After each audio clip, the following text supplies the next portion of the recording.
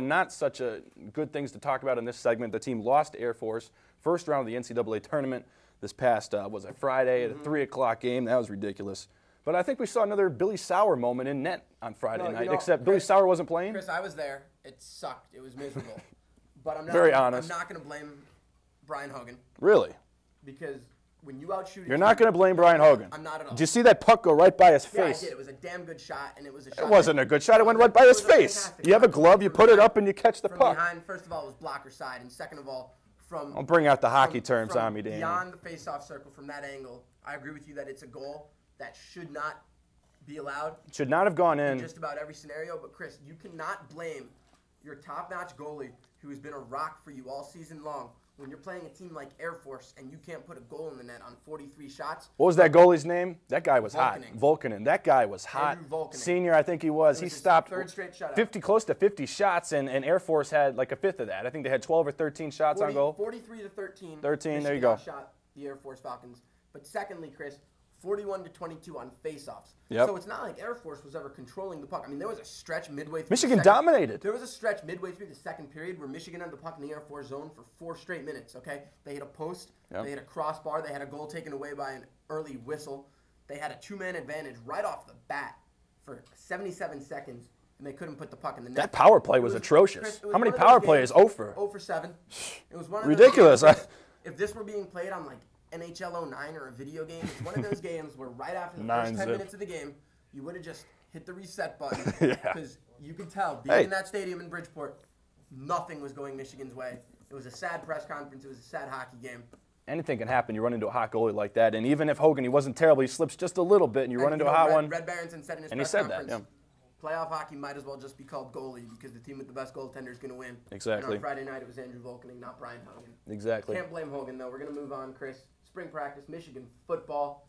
Nick Sheridan, I saw him today walking around in a boot. It's a pretty bad limp. Yeah? Looks okay. Yeah. Only out 4 to 6 weeks. Still getting the girls probably. Come on, don't you think? Sheridan. Come on, for real. But he's no Danny Sass. So that could hinder his. You ready for Tate time? I am. Tate Forcier is going to be the guy this spring. Well, especially, you know. You going Forcier or Forcier? It's Forcier. I actually had a kid on my high school football team spelled the same way, Forcier. Okay. So it's Forcier. That's what we're going with because I said so.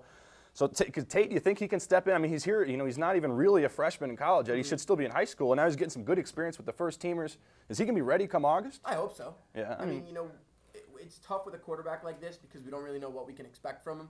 I think the fact that Rich Rod's not going to ask him to do a hell of a lot is definitely going to help him. Sounds like a lot like last year with those quarterbacks, don't you think? It does sound a lot like and last that can't be good for Michigan fans to hear. Here's the thing, Chris. I think having Nick Sheridan around and healthy come summer, come August, come fall, I think having Nick Sheridan healthy to take a few snaps each game to kind of usher Tate Forcier into Hold on. Did you just say Sheridan's going to take snaps next year? Absolutely. Are you kidding? We have Chris. You can't have Nick Sheridan take snaps. Chris, he's a lifetime backup. Chris. Oh, I understand. He won a game last year. Give it to him.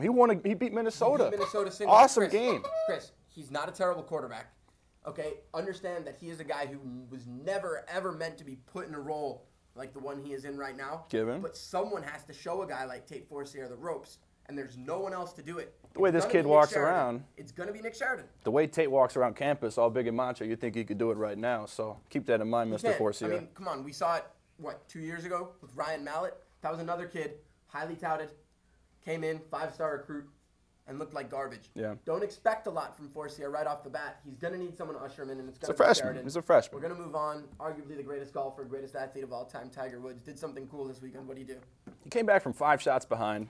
Won the Bay Hill Invitational down there in Orlando where he lives. And, you know, he won. It was in bad conditions, I heard, especially in the back nine. That's where he won it.